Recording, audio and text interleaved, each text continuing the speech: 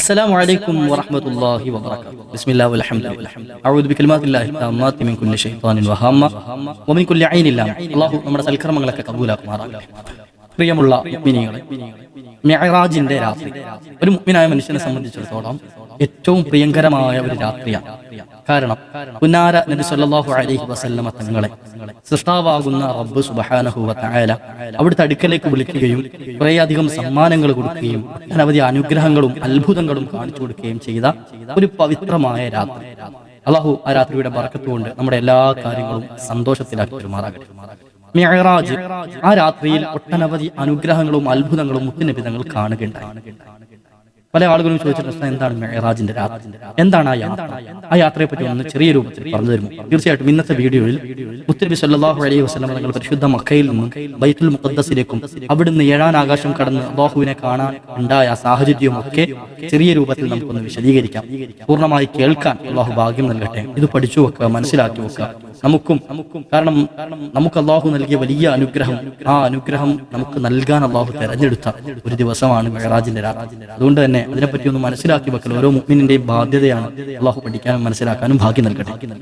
നബി സല്ലല്ലാഹു അലൈഹി വസല്ലം തങ്ങൾക്ക് പ്രവാചകത്വം 40-ാമത്തെ വയസ്സിൽ മുത്തുനബി തങ്ങൾ പ്രവാചകനായി നുബുവത്തിന്. ആ പ്രവാചകത്വം കിട്ടിയതിനു ശേഷം 10 വർഷം കഴിഞ്ഞപ്പോൾ 10 വർഷത്തിന് ശേഷം അവിടുത്തെ പ്രിയ പത്നിയാകുന്ന ഖദീജ ബീവി റളിയല്ലാഹു അൻഹ, അതുപോലെ തന്നെ അവിടുത്തെ പിതൃവ്യനാകുന്ന എളാപ്പയാകുന്ന അബൂ താലിബ് എന്നവരും ഈ ലോകത്തോട് വിട പറഞ്ഞുപോയി. കേവലം 2-3 ദിവസത്തിന്റെ വ്യത്യാസത്തിലാണ് രണ്ടാളുകളും ഈ ലോകത്തോട് വിട പറഞ്ഞുപോയത്. ഒട്ടനവധി പ്രയാസങ്ങളും പ്രശ്നങ്ങളും പ്രതിസന്ധികളും ഒക്കെ നേരിടുന്നതിനിടയിൽ, ആ വിഷമങ്ങൾക്കൊക്കെ ഇടയിൽ ഒരിക്കലും സഹിക്കാൻ പറ്റാത്ത 2 വലിയ ദുഃഖങ്ങൾ. തനിക്ക് വേണ്ടി എല്ലാം സമർപ്പിച്ച ബീവി ഖദീജ ബീവി റളിയല്ലാഹു അൻഹയും തന്നെ എത്രകാലം സംരക്ഷിച്ച് പോറ്റി വളർത്തിയ പ്രിയപ്പെട്ട ഉപ്പയുടെ സ്ഥാനത്ത് നിന്ന അബൂ താലിബ് എന്നവരും ഈ ലോകത്തോട് വിട പറഞ്ഞു പോവുകയാണ്. അക്രമവും അനീതികളും ഒക്കെ എത്ര സഹിച്ചിട്ടുണ്ടെങ്കിലും അതൊന്നും ഒരു പ്രശ്നമായി തോന്നിയിരുന്നില്ല ഈ വലിയ വിഷമത്തിന് മുമ്പിൽ. അതുകൊണ്ട് തന്നെ ആ വർഷത്തിന് പറയുന്ന പേര് തന്നെ മഹാന്മാർ വിശേഷിപ്പിച്ചത് ആമുൽ ഹുസ്ൻ എന്നാണ്. ആമുൽ ഹുസ്ൻ, ദുഃഖത്തിന്റെ വർഷം. അതിനുശേഷം ത്വായിഫിലേക്ക് പോയി. ഈ പ്രയാസങ്ങൾ അധികമായി വന്നപ്പോൾ ത്വായിഫിലേക്ക് ഒരു സംരക്ഷണം കിട്ടാൻ, ഒരു സഹായം തേടാൻ വേണ്ടി പോയി. അവിടെ നിന്നും അതിനേക്കാൾ വലിയ ബുദ്ധിമുട്ടുകൾ മുത്തുനബി തങ്ങൾ സഹിക്കേണ്ടി വന്നു, അവിടുന്ന് പേരേണ്ടി വന്നു. എന്നാൽ ഇങ്ങനെ ത്യാഗങ്ങൾ സഹിച്ച, വിഷമങ്ങൾ സഹിച്ചു നിൽക്കുന്ന ആ പ്രവാചകനെ, നബി സല്ലല്ലാഹു അലൈഹി വസല്ലമ തങ്ങളാകുന്ന ആ നേതാവിനെ, അവിടുത്തെ ഹബീബാകുന്ന അല്ലാഹു സുബ്ഹാനഹു വ തആല, അവിടുത്തെ സ്നേഹിതനാകുന്ന അല്ലാഹു സുബ്ഹാനഹു വ തആല സന്തോഷിപ്പിക്കാൻ തീരുമാനിക്കുകയാണ്. അവിടത്തേക്ക് ഒരു സന്തോഷം നൽകണം. എന്ത്? തന്റെ അടുക്കലേക്ക് വിളിച്ചിട്ട് ഒരു സാന്ത്വനപ്പെടുത്തൽ, ഒരു സമാധാനപ്പെടുത്തൽ. നബിയെ, തങ്ങൾ ബേജാറാകണ്ട, തങ്ങൾ വിഷമിക്കേണ്ട ആവശ്യമില്ല. ഇതൊക്കെ പല പ്രവാചകന്മാർക്കും മുൻകാലങ്ങളിൽ കഴിഞ്ഞുപോയ വിഷമങ്ങളൊക്കെ തന്നെയാണ്. അതുകൊണ്ട് തന്നെ തങ്ങൾ ഒരിക്കലും ബേജാറാകേണ്ട, വലിയ അനുഗ്രഹങ്ങൾ ഇവിടെ തങ്ങൾക്ക് വേണ്ടി കാത്തിരിക്കുന്നുണ്ട് എന്ന ആ സന്തോഷത്തിന്റെ വർത്തമാനം പറയാനും കൂടിക്കാഴ്ച നടത്താനും അല്ലാഹു സുബ്ഹാനഹു വ തആല തീരുമാനിക്കുകയാണ്. പരിശുദ്ധ ഖുർആൻ ഈ യാത്രയെ പറ്റി വിശദമായി സംസാരിക്കുന്നുണ്ട്.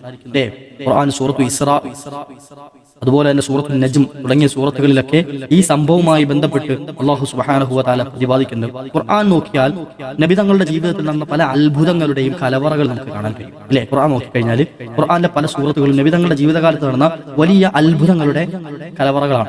സൂറത്തുൽ ഫത്ഹ് നോക്കിയാൽ നമുക്ക് കാണാം മക്കം ഫത്ഹിനെ പറ്റി. ആ വലിയ അത്ഭുതത്തിൽ സ്വന്തം നാട്ടിൽ നിന്നും പുറത്താക്കപ്പെട്ട നബി തങ്ങളെയും സ്വഹാബത്തിനെയും വിജയശ്രീലാളിതരായിട്ട് മക്കയിലേക്ക് തിരിച്ചു കൊണ്ടുവരികയാണ്. ആ അത്ഭുതകരമായ സംഭവം പരിശുദ്ധ ഖുർആനിലെ സൂറത്തുൽ ഫത്ഹ് നോക്കി നമുക്ക് കാണാൻ കഴിയും. അതുപോലെ തന്നെ സൂറത്തുൽ ജിന്നുകളുമായി മുത്തുനബി തങ്ങൾ സംവദിച്ച സംവാദങ്ങളൊക്കെ പരിശുദ്ധ ഖുർആൻ വിവരിക്കുന്നുണ്ട്. അതുപോലെ ചന്ദ്രനെ പിളർത്തിയ സംഭവങ്ങൾ പരിശുദ്ധ ഖുർആനിലെ സൂറത്തുൽ ഇൻഷിഖാഖ് പറയുന്നുണ്ട്. ഇങ്ങനെ തുടങ്ങി ഒട്ടനവധി സൂറത്തുകൾ പല അത്ഭുതങ്ങളും വിവരിക്കുന്നുണ്ട്. ഈ കൂട്ടത്തിൽ സൂറത്തുൽ ഇസ്രാ, ബനി ഇസ്രാ എന്ന പേരുള്ള സുബ്ഹാനല്ലദി അസ്റാ ബിഅബ്ദിഹി ലൈലൻ മിനൽ മസ്ജിദിൽ ഹറാം എന്ന് തുടങ്ങുന്ന പരിശുദ്ധ ഖുർആനിലെ സൂറത്തുൽ ഇസ്രാ, അതുപോലെ സൂറത്തുൽ നജ്ം മുത്തുനബി തങ്ങളുടെ ഈ യാത്രയെ, മിഅ്റാജിന്റെ യാത്രയെ സൂചിപ്പിക്കുന്നുണ്ട്.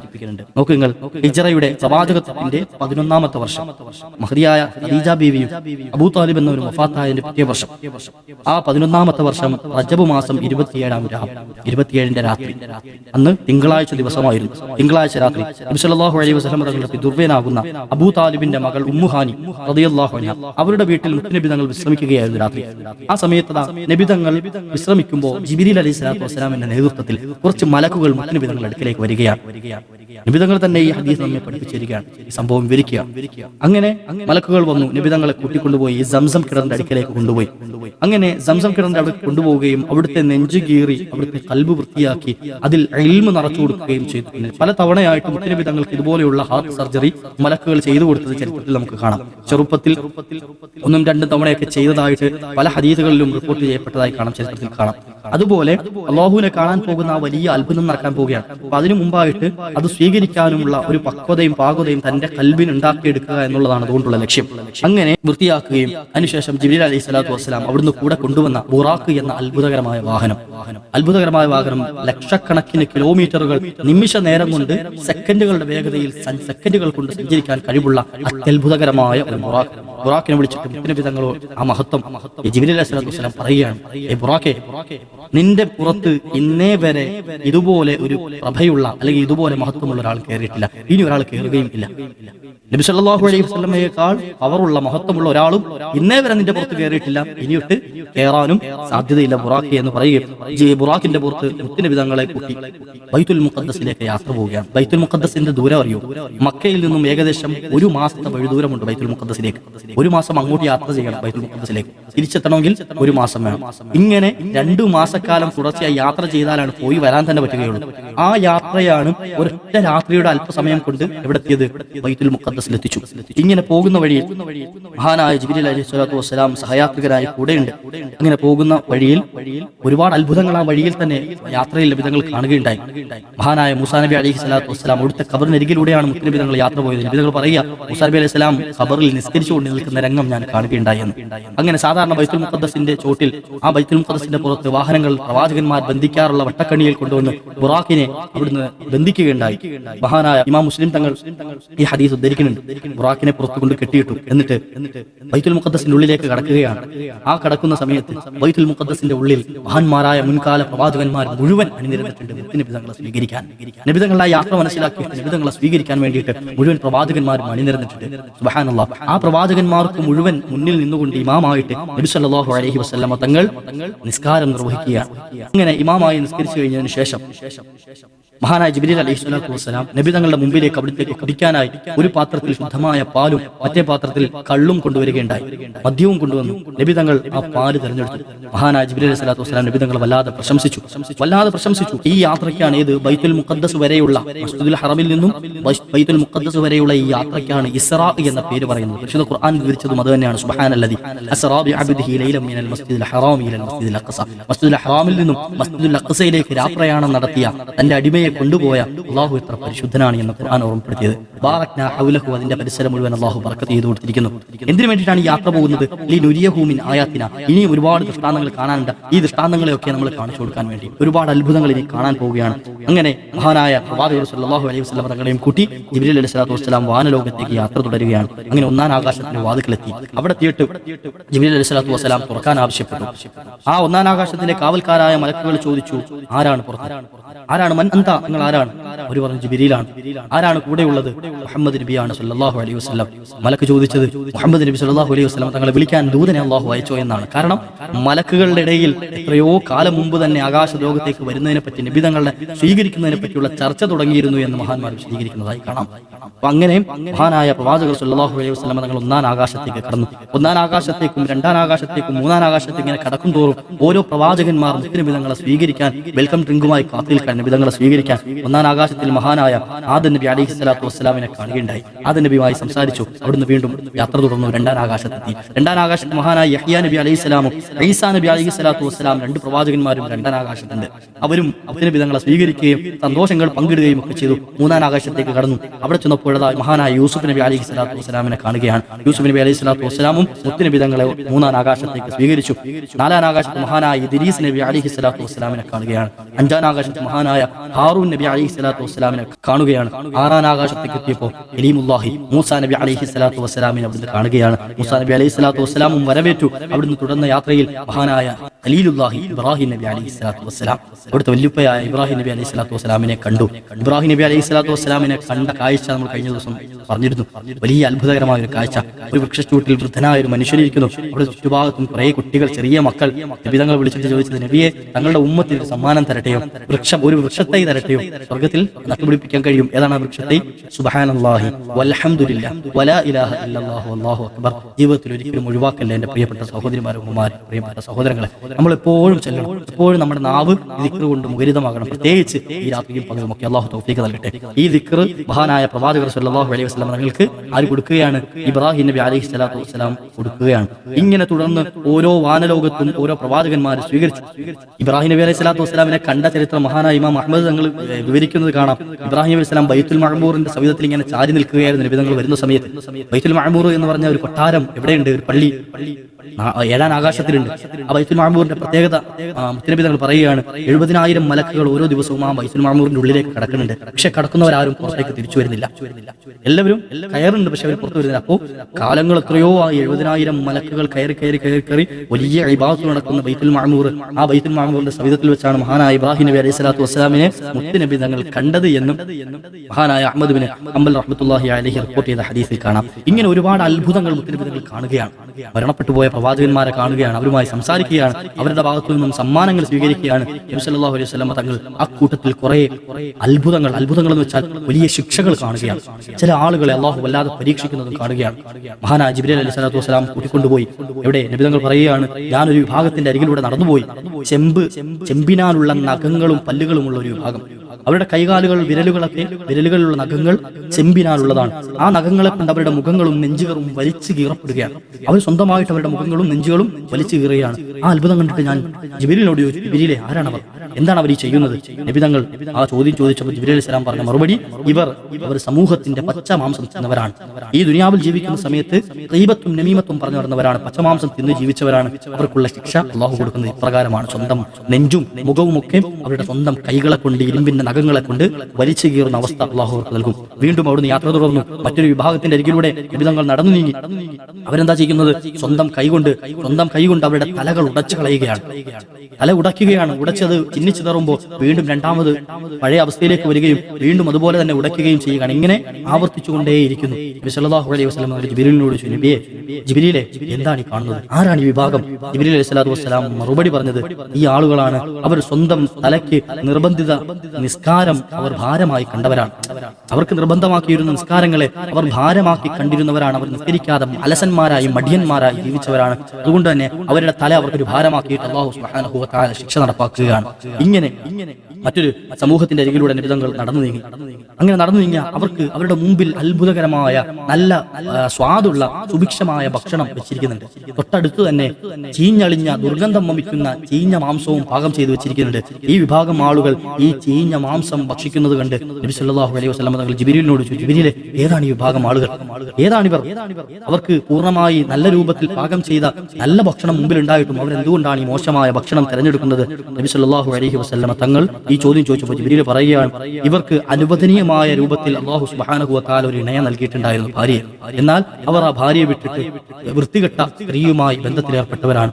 ഈ സ്ത്രീകളോ, ആ സ്ത്രീകൾ അവരുടെ ഭർത്താവ് ഉണ്ടായിട്ട്, അനുവദിക്കപ്പെട്ട ഹലാലായ ഭർത്താവ് ഉണ്ടായിട്ട് അവരുടെ കൂടെ കഴിയുന്നതിനപ്പുറം വൃത്തികെട്ട പുരുഷന്മാരുമായി ശാരീരിക ബന്ധത്തിൽ ഏർപ്പെട്ടവരാണ്. അവർക്കുള്ള ശിക്ഷയായിട്ടാണ് അല്ലാഹു സുബ്ഹാനഹു വ തആല ഈ നീച പ്രവൃത്തി അവരെ കൊണ്ട് ചെയ്യിക്കുന്നത് എന്ന് മഹാനായ പ്രവാചകർ സല്ലല്ലാഹു അലൈഹി വസല്ലം തങ്ങളോട് മറുപടി പറയുകയാണ്. ഇങ്ങനെ ഒട്ടനവധി സംഭവങ്ങൾ വിവരിച്ചതായി പല ഹദീസുകളിലും റിപ്പോർട്ട് ചെയ്യപ്പെട്ടതായി കാണാം. ഇങ്ങനെ അത്ഭുതങ്ങളുടെ കലവറയായിരുന്നു ആ യാത്ര. ഒട്ടനവധി അത്ഭുതങ്ങൾ. ഈ കൂട്ടത്തിൽ തന്നെ നബി സല്ലല്ലാഹു അലൈഹി വസല്ലം തങ്ങൾ നല്ല കുറെ സംഗതികളും കണ്ടു. സിദറത്തുൽ മുൻതഹ എന്ന് പറയുന്ന വലിയൊരു വൃക്ഷം നബി തങ്ങൾ കാണുകയാണ്. ആ വൃക്ഷത്തിനെ പറ്റി നബി തങ്ങൾ പറയുന്നുണ്ട്, അവിടുത്തെ ആ വൃക്ഷത്തിന്റെ ഇല ആനയുടെ ചെവി പോലെ വലിയ ഇലയായിരുന്നു. അതിനെ അത്ഭുതപ്പെടുത്തുന്ന രൂപത്തിൽ അല്ലാഹു സുബ്ഹാനഹു വ തആല ഈ സിദറത്തുൽ മുൻതഹയെ എന്റെ വരവ് പ്രമാണിച്ച് വല്ലാതെ അലങ്കരിച്ചിട്ടുണ്ട്. അതിന്റെ ആ സൗന്ദര്യം, ആ ഭംഗി വിവരിക്കാൻ ഒരു മനുഷ്യനെ കൊണ്ട് സാധിക്കൂല.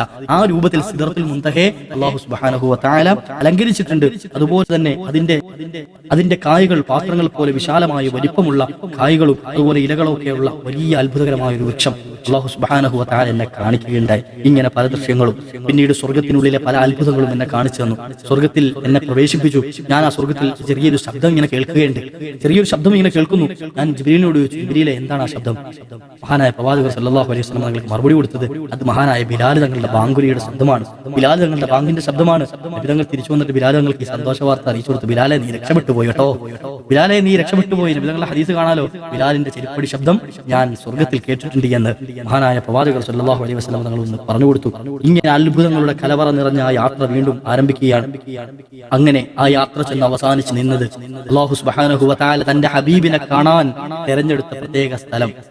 ആ സ്ഥലത്ത് മുത്തുനബി തങ്ങളെ എത്തിച്ചിട്ട് ജിബ്രീൽ അലൈഹിസ്സലാത്തു വസ്സലാം പറഞ്ഞത്, നബിയെ ഇവിടുന്ന് അങ്ങോട്ട് എനിക്ക് പ്രവേശനമില്ല, ഇവിടെ വരെ എനിക്ക് അനുവാദമുള്ളൂ, ഇവിടുന്ന് തങ്ങൾ അങ്ങോട്ട് ഒറ്റയ്ക്ക് പോകണം. അങ്ങനെ നബി തങ്ങളെ ഒറ്റയ്ക്കാക്കിയിട്ട് ജിബ്രീൽ അലൈഹിസ്സലാം മടങ്ങിപ്പോയി. നബി തങ്ങൾ ഭവ്യതയോടുകൂടി സന്തോഷത്തോടെ അള്ളാഹുവിന്റെ ഹളറത്തിലേക്ക് നടന്നു നീങ്ങി. അല്ലാഹു സുബ്ഹാനഹു വ തആല മുത്തുനബി തങ്ങളെ വെൽക്കം ചെയ്തു, സ്വീകരിച്ചു. നബി തങ്ങളുമായി മുനാജാത്ത് നടത്തി, കൂടിക്കാഴ്ച നടത്തി. അത്ഭുതകരമായ യാത്ര. തഹയ്യാത്തുൽ മുബാറകാത്തു സ്വലവാത്തു തയ്യിബാത്തു ലില്ലാഹ്. അസ്സലാമു അലൈക അയ്യുഹൻ നബിയ്യു വറഹ്മത്തുള്ളാഹി വബറകാതുഹു. അസ്സലാമു അലൈനാ വഅലാ ഇബാദില്ലാഹി സ്വാലിഹീൻ. അത്തഹിയ്യാത്ത് പൂർണ്ണമായി ഇറങ്ങി അല്ലാഹു സുബ്ഹാനഹു വ തആല മുത്തുനബി തങ്ങളുമായിട്ടുള്ള മുനാജാത്ത്. നമ്മൾ നിസ്കരിക്കുന്ന സമയത്ത് നമ്മളും അല്ലാഹുവുമായിട്ട് ആ മുനാജാത്താണ് ഈ നടത്തിക്കൊണ്ടിരിക്കുന്നത്. അല്ലാഹുവുമായിട്ട് സംഭാഷണം നടത്തിക്കൊണ്ടിരിക്കുകയാണ്. അങ്ങനെ അല്ലാഹു അവിടുന്ന് കൊടുത്ത വലിയ അനുഗ്രഹവും സമ്മാനവുമാണ് 50 വഖ്ത് നിസ്കാരം. 50 വഖ്ത് നിസ്കാരവുമായിട്ട് മുത്തുനബി തങ്ങൾ മടങ്ങി വന്നു. മടങ്ങി വരുന്ന വഴിയിൽ മഹാനായ മൂസാ നബി അലൈഹി സ്വലാത്തു വസ്സലാം തടഞ്ഞു നിർത്തി. മൂസാ നബി ചോദിച്ചു, വിശേഷങ്ങൾ തിരക്കി.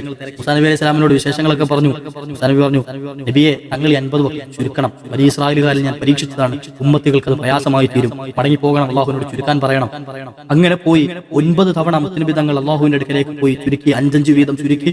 അവസാനം 45 കുറച്ചു, 5 വഖ്ത് മാത്രമായി.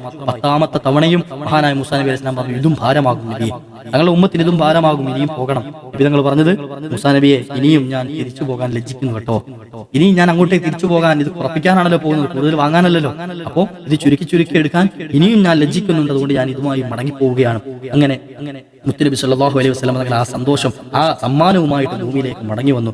ഇങ്ങനെ നബി തങ്ങൾക്ക് നൽകിയ ഈ അനുഗ്രഹങ്ങളും ദൃഷ്ടാന്തങ്ങളും ഒക്കെ ഭൂമിയിലേക്ക് ഇറങ്ങി വരികയും തന്റെ സമൂഹത്തിന് മുത്തുനബി തങ്ങൾ വിവരിച്ചു കൊടുക്കുകയും ചെയ്യാണ്. വരുന്ന യാത്രയിൽ ജിബ്രീൽ അലൈഹിസ്സലാത്തു വസ്സലാമിനോട് നബി തങ്ങൾ ഒരു ചോദ്യം ചോദിച്ചു.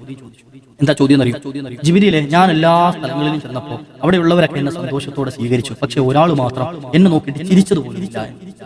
എനിക്ക് സലാം പറഞ്ഞു, സലാം മടക്കി, അതുപോലെ തന്നെ വിശേഷങ്ങളൊക്കെ തിരക്കി, പക്ഷേ എന്റെ മുഖത്ത് നോക്കി ഒന്ന് പുഞ്ചിരിച്ചിട്ടില്ല. ആ വ്യക്തി ആരാണെന്ന് ചോദിച്ചപ്പോ മഹാനായ ജിബ്രീൽ അലൈഹിസ്സലാം പറഞ്ഞത്, അത് നരകത്തെ കാക്കുന്ന മാലിക് അലൈഹിസ്സലാമാണ്.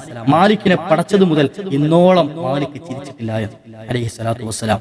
നരകത്തെ കാക്കുന്ന മലക്കിന് അല്ലാഹു ഗൗരവം ഇട്ടുകൊടുത്തു. ചിരിയില്ല നബിയെ, ആരുടെങ്കിലും മുമ്പിൽ മാലിക് ചിരിക്കുമായിരുന്നെങ്കിൽ തങ്ങളുടെ മുമ്പിൽ ചിരിക്കണമായിരുന്നു. അതുകൊണ്ട് തന്നെ മാലിക്കിന് ചിരി എന്ന് പറയുന്ന സിഫത്തിനെ അല്ലാഹു എടുത്തു കളഞ്ഞിട്ടുണ്ട്. ചിരിക്കൂല.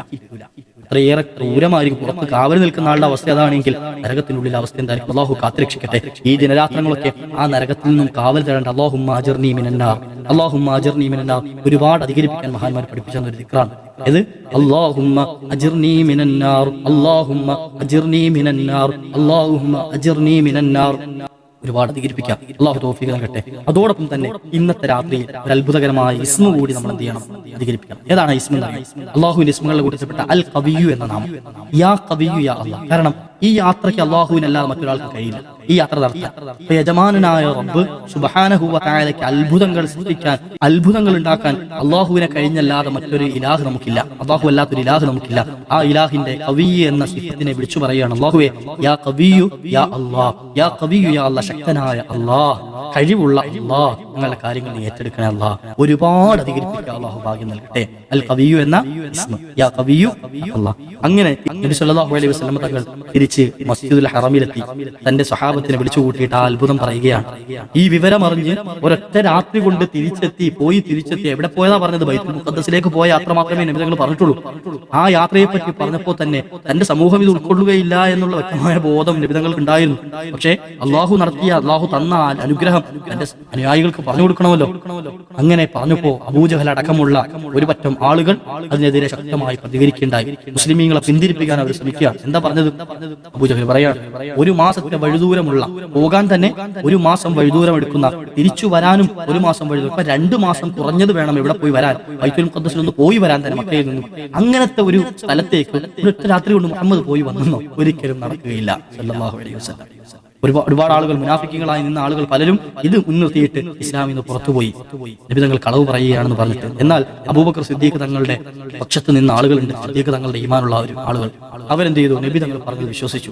എത്രയേറെ അത്ഭുതങ്ങൾ ഇതിനു മുമ്പ് കാണിച്ചിട്ടുണ്ട് നബി തങ്ങൾ. ഇത് പിന്നെന്തുകൊണ്ട് നബി തങ്ങളെ കൊണ്ട് സാധ്യമല്ല? അല്ലാഹു സുബ്ഹാനഹു വ തആല അത് നബി തങ്ങൾക്ക് നൽകാൻ ഉദ്ദേശിച്ചാൽ അത് തടയാൻ ആർക്കും കഴിവില്ല. അല്ലാഹുവിൽ കഴിവുള്ളവരാണ്. ഈ വിശ്വാസമുള്ളവരോട് ഉറച്ചു നിൽക്കുകയും ചെയ്തു. അങ്ങനെ അബൂജഹലും സംഘവും തീരുമാനിച്ചത് എങ്കിൽ ബൈത്തുൽ മുഖദ്ദസിന് കുറെ പ്രത്യേകതകളുണ്ട്. ബൈത്തുൽ മുഖദ്ദസിന്റെ യാത്രയ്ക്ക് കുറെ പ്രത്യേകതകളുണ്ട്. പല അത്ഭുതങ്ങളും നിറഞ്ഞ യാത്രയാണ്. ഒരു മാസം വഴിദൂരമുള്ള ഈ യാത്രയിൽ പലതും കാണാനുണ്ട്. ബൈത്തുൽ മുഖദ്ദസിന്റെ ഘടന അത് വിശദീകരിക്കാനുണ്ട്. അത് പർവ്വത സമാനമായ പർവ്വതങ്ങൾക്കിടയിൽ ചുറ്റപ്പെട്ട രൂപത്തിലാണ് ബൈത്തുൽ മുഖദ്ദസ് നിൽക്കുന്നത്. ഇങ്ങനെ ഒട്ടനവധി അനുഗ്രഹങ്ങൾ അല്ലെങ്കിൽ ഒട്ടനവധി അത്ഭുതങ്ങളുടെ നടുവിലാണ് ബൈത്തുൽ മുഖദ്ദസ് ഉള്ളത്. അത് പോയ ഒരാൾ കണ്ട ആൾക്ക് അത് വിശദീകരിച്ച് തരാൻ കഴിയുള്ളൂ. മുഹമ്മദ് പോയിട്ടുണ്ട് എങ്കിൽ ആ വിശദീകരണം ഒന്ന് നടത്തട്ടെ. ബൈത്തുൽ മുഖദ്ദസിനെ പറ്റി ഒന്ന് പറയട്ടെ. നബി സല്ലല്ലാഹു അലൈഹി വസല്ലം തങ്ങളെ പറ്റി അവർക്കറിയാം. 2 മാസം തുടർച്ചയായിട്ട് നബി തങ്ങൾ ഒറ്റയ്ക്ക് മക്കത്ത് നിന്ന് മാറി നിന്നിട്ടില്ല. അതുവരെ അത്ര കാലയളവിനിടയിൽ 2 മാസം തുടർച്ചയായിട്ട് മക്കത്ത് നിന്ന് നബി തങ്ങൾ മാറി നിന്നിട്ടില്ല ഒറ്റയ്ക്ക്. ആ നബി തങ്ങൾ എങ്ങനെയാണ് ബൈത്തുൽ മുഖദ്ദസിൽ ഒരു രാത്രി പോയി വരിക? ഒറ്റയ്ക്ക് എങ്ങനെയാണ് പോയി വരിക? നബി തങ്ങൾ കാണാനൊരു സാധ്യതയുമില്ലാത്ത സ്ഥലമാണ് ഇത് ബൈത്തുൽ മുഖദ്ദസ്. ബൈത്തുൽ മുഖദ്ദസിന്റെ വിവരണം നബി തങ്ങൾ മണിമണിയായിട്ട് പറയാൻ തുടങ്ങി. ഓരോരുത്തരും ചോദിച്ച പോയി കണ്ടു മനസ്സിലാക്കിയ പല ആളുകളും വന്നു, ഞങ്ങൾ ഒരുപാട് യാത്ര ചെയ്ത് പരിചയമുള്ളവരാണ്, ഞങ്ങൾക്ക് ഒരുപാട് അനുഗ്രഹങ്ങൾ അത്ഭുതങ്ങൾ ബൈത്തുൽ മുഖദ്ദസിന്റെ അറിയാം. അങ്ങനെ അവർ ചോദിച്ച ചോദ്യങ്ങൾക്കൊക്കെ കൃത്യമായ മറുപടി മഹാനായ പ്രവാചകർ സല്ലല്ലാഹു അലൈഹി വസല്ലം പറഞ്ഞു കൊടുത്തു. നബി തങ്ങൾ തന്നെ പറയുകയാണ്, ഞാൻ ഈ വിശദീകരണം പറയാൻ എഴുന്നേറ്റ് നിന്ന സമയത്ത് എന്റെ മുമ്പിൽ ബൈത്തുൽ മുഖദ്ദസിനെ അല്ലാഹു ഓപ്പണായി കാണിച്ചു തന്നു. അതിന്റെ മുമ്പിൽ ഇങ്ങനെ കണ്ടു. അവർ ചോദിച്ച ചോദ്യങ്ങളൊക്കെ കൃത്യമായിട്ട് ഞാൻ അത് നോക്കി പറഞ്ഞു കൊടുത്തു എന്ന്. അപ്പൊ അത്രയും അത്ഭുതങ്ങളുടെ കലവറയായിരുന്നു മിഅ്റാജിന്റെ, ഇസ്രാ മിഅ്റാജിന്റെ യാത്ര. നേരെ ചെന്നു അബൂബക്കർ സിദ്ദീഖ് തങ്ങളുടെ അടുക്കലേക്ക് അബൂജഹൽ പറഞ്ഞു, സിദ്ദീഖേ, നീ ഇത് വിശ്വസിക്കുകയാണോ? മുഹമ്മദ് ഈ 2 മാസം യാത്ര ചെയ്യേണ്ട വഴിദൂരം ഒരൊറ്റ രാത്രി കൊണ്ട് പോയി വന്നു എന്നുള്ളത് നീ വിശ്വസിക്കുന്നുണ്ടോ എന്ന് ചോദിച്ചു. സിദ്ദീഖ് തങ്ങൾ പറഞ്ഞ മറുപടി, മുഹമ്മദ് ആണോ പറഞ്ഞത് സല്ലല്ലാഹു അലൈഹി വസല്ലം? മുഹമ്മദ് നബി പറഞ്ഞാൽ അതൊക്കെ ഞാൻ വിശ്വസിച്ചു. ഇതല്ല, ഇതിനേക്കാൾ ദൂരെയുള്ള യാത്ര നബി തങ്ങൾ ചെയ്തിട്ടുണ്ട് എന്ന് പറഞ്ഞാലും ഞാനത് വിശ്വസിക്കും. കാരണം ഇന്നേ വരെ നബി തങ്ങൾ കളവ് പറഞ്ഞിട്ടില്ല. നബി തങ്ങൾ ഇതുവരെ കളവ് പറഞ്ഞിട്ടില്ല. ആ നേതാവിന് ഇതിന്റെ പേരിൽ കളവ് പറയേണ്ട ആവശ്യമില്ല. അങ്ങനെ അത്ഭുതകരമായ എത്രയോ അനുഗ്രഹങ്ങൾ കണ്ട അത്ഭുതകരമായ യാത്രയായിരുന്നു ഇസ്രാ മിഅ്റാജിന്റെ യാത്ര. ഈ അത്ഭുതം മുത്തുനബി തങ്ങൾക്ക് അല്ലാഹു നൽകിയ പരിശുദ്ധ നിസ്കാരം സമ്മാനിച്ച ഈ രാത്രിക്കും ഈ പകലിനുമൊക്കെ വലിയ പോരിശകളുണ്ട്. അതുകൊണ്ട് തന്നെ ഈ രാത്രി ഹയാത്താക്കൽ, ആ രാത്രിയിൽ ഒരുപാട് ഇബാദത്തുകൾ ചെയ്യൽ, അദ്കാറുകൾ ചൊല്ലൽ, ഒരുപാട് സുന്നത്തായ നിസ്കാരങ്ങൾ അധികരിപ്പിക്കൽ, അതുപോലെ തന്നെ നേരത്തെ സൂചിപ്പിച്ച സുബ്ഹാനല്ലാഹി വൽഹംദുലില്ലാഹി വലാ ഇലാഹ ഇല്ലല്ലാഹു അല്ലാഹു അക്ബർ എന്ന ആ ഒരു ദിക്ർ ഒരുപാട് ചൊല്ലൽ. അതുപോലെ അതിന്റെ കൂട്ടത്തിൽ ലാ ഹൗല വലാ ഖുവത ഇല്ലാ ബില്ലാഹിൽ അലിയിൽ അദീം എന്ന ദിക്റും ചൊല്ലണം. കൂട്ടത്തിൽ നമ്മൾ ഒരു ദുആ ചെയ്യണം. കാരണം ഒട്ടനവധി ശിക്ഷകളും മുത്തനബി തങ്ങൾ കണ്ടിട്ട് നമുക്ക് ഒന്ന് പറഞ്ഞു തന്നതാണ്. അതുകൊണ്ട് തന്നെ ആ ശിക്ഷകളിൽ നിന്നും നരകത്തിൽ നിന്നും രക്ഷ കിട്ടാൻ അല്ലാഹുവിനോട് ദുആ ഇറക്കേണ്ട രാത്രി കൂടിയിട്ടാണ് അല്ലാഹുമ്മ അജിർനി മിനന്നാർ, അല്ലാഹുമ്മ അജിർനി മിനന്നാർ, അല്ലാഹുമ്മ അജിർനി മിനന്നാർ. ആ കൂട്ടത്തിൽ അല്ലാഹു നമുക്ക് ചെയ്തു തന്ന മുഴുവൻ നിഅമത്തുകളെയും നിലനിന്ന് കിട്ടാനും ഇനി തരാനുള്ള നിഅമത്തുകളെയൊക്കെ അധികമായി അല്ലാഹു നൽകാനും ഏറ്റവും പ്രധാനപ്പെട്ട ഒരു ഇസ്മ യാ ഖവിയ്യു യാ അല്ലാഹ് എന്ന ഇസ്മ എത്ര നിങ്ങൾക്ക് ചെല്ലാൻ പറ്റുമോ, 100, 200, 300 എത്രയാണോ നിങ്ങൾക്ക് അധികരിപ്പിക്കാൻ പറ്റുന്നത്, നമുക്ക് കിടക്കുമ്പോഴൊക്കെ ചൊല്ലിക്കൊണ്ട് കിടക്കാം. അല്ലാഹു തൗഫീഖ് നൽകുമാറാകട്ടെ. ഇൻഷാ അല്ലാഹ് ഒരുപാട് ഇബാദത്തുകൾക്ക് അല്ലാഹു അവസരം നൽകട്ടെ. നാളത്തെ പകൽ നമുക്ക് നോമ്പനുഷ്ഠിക്കാൻ, മിഅ്റാജിന്റെ 27ന്റെ പകൽ നോമ്പനുഷ്ഠിക്കേണ്ട ദിവസമാണ്. ഇൻഷാ അല്ലാഹ് നോമ്പിനെ പറ്റി നമുക്കൊന്ന് ചർച്ച ചെയ്യാം. ആ നോമ്പ് എങ്ങനെയാണ്, എന്താണ് നിയ്യത്ത് വെക്കേണ്ടത്, വിശാലമായി ചർച്ച ചെയ്യാം. അല്ലാഹു തൗഫീഖ് നൽകട്ടെ. ഇൻഷാ അല്ലാഹ് മറ്റൊരു വീഡിയോയുമായി നമുക്ക് കണ്ടുമുട്ടാം. അൽഹംദുലില്ലാഹ്. മറ്റുള്ളവരിലേക്കും ഈ അത്ഭുത കഥയൊന്ന് എത്തിച്ചു കൊടുക്കാം. മുത്തനബി തങ്ങളുടെ അത്ഭുത ചരിത്രം ഒന്ന് എത്തിച്ചു കൊടുക്കുക. അവർ കേട്ടു പഠിക്കട്ടെ. അല്ലാഹു നമ്മളൊക്കെ ഇൽമിന്റെ അഹ്ലുകാരായി ഖബൂലാക്കുമാറാകട്ടെ. അസ്സലാമു അലൈക്കും.